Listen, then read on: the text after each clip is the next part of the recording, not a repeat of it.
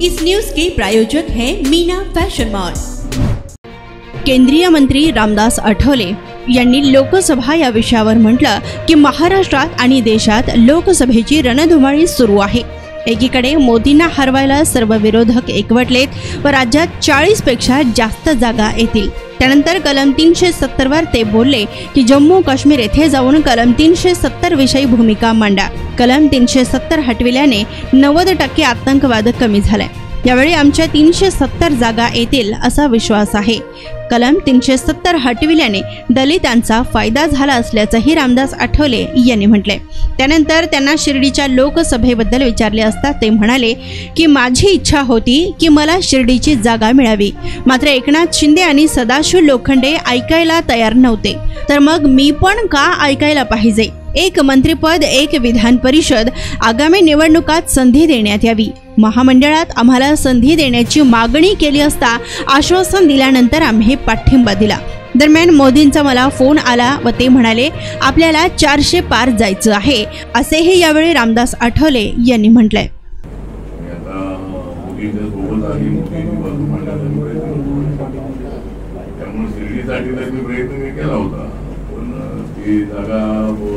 एकनाथ शिंदेच्या मार्फत पूर्ण गेली नाही, त्यामुळं मला ती जागा मिळाली नाही।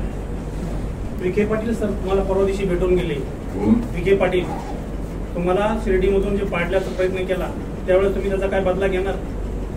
नाही, विखे पाटलांनी मला पाडलं असं नाही आहे। त्यामध्ये सर्व राष्ट्रवादी काँग्रेस सुद्धा त्यामध्ये सामील होती आणि माझ्याबद्दल त्या ठिकाणी असा प्रचार करण्यात आला की मी निवडून आलो तर राष्ट्रवादी वाटते आणि हा प्रचार गावागावामध्ये पसरवण्यात आला आणि बाळासाहेब विखे पाटील यांना हे हवं होतं की मला शिर्डी जागा मिळावी, त्यांची मागणी होती। पण त्या बदल्यामध्ये त्यांना नगरची जागा पाहिजे होती, साऊथ मध्ये आहे, पण त्या ठिकाणी राष्ट्रवादीची जागा असल्यामुळे त्यांनी ती जागा त्यांना सोडली नाही। त्यामुळे त्यांनी मला पाडण्याचा प्रयत्न केला जबरदस्तीरित्या। राष्ट्रवादीची ताकद ज्या ठिकाणी तिथे मी 30-32 हजारांनी मी मागे होतो, त्यामुळं मला तिथे दोन्ही पक्षांनी मला तिथं हरवलेला आहे। जर पवार साहेबांनी जर नगरची जागा, साऊथ नगरची जागा जर बाळासाहेब विखेंना दिली असती तर ती जागा निवडून आली असती आणि माझी जागा निवडून आली असती। त्यामुळं माझी जागा पडली आणि नगरची जागा पडली राष्ट्रवादीची जागा। म्हणून माझी आता अशी इच्छा होती की मला त्या ठिकाणी नाहीतर मी सोलापूरमध्ये मी प्रयत्न केला असता तर सोलापूर जागा मला मिळू शकली असती। कॉम्प्रोमाइज राजकारणामध्ये करावं लागतं म्हणता तुम्ही, कॉम्प्रोमाइज राजकारणामध्ये करावं लागतं असं म्हटलं तुम्ही। कॉम्प्रोमाइज करण्यातच फायदा आहे राजकारणात आज काय? फायदा आहे म्हणून मी कॉम्प्रोमाइज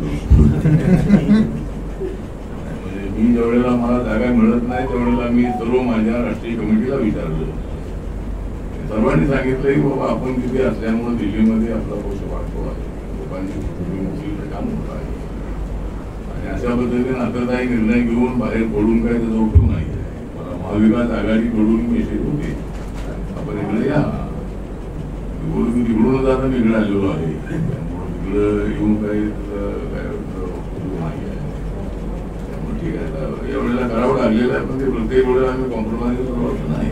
आमचा आग्रह आहे आमच्या समाजाला न्याय मिळाला पाहिजे, आमचं बजेट वाढलं पाहिजे। यावेळेला आमचं बजेट 1,59,000 कोटी आहे, त्या बजेटमध्ये अजून प्रयत्न आहे आणि लोकांसाठी काम करण्याची माझी भूमिका आहे।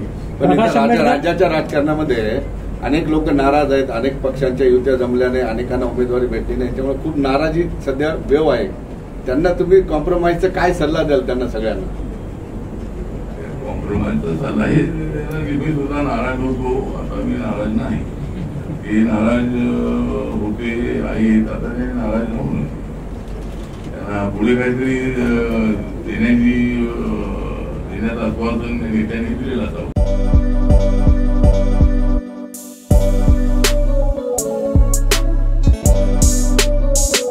सोलापुर शहर वासियों का कई सालों का अटूट विश्वास मीना फैशन मॉल। ईद हो या दिवाली, ग्राहक की पहली पसंद मीना फैशन मॉल।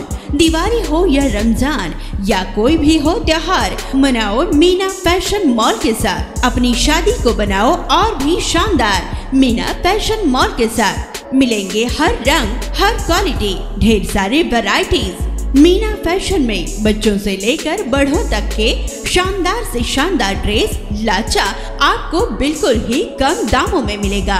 हमारा पता कोंगताम चौक, सोलापुर।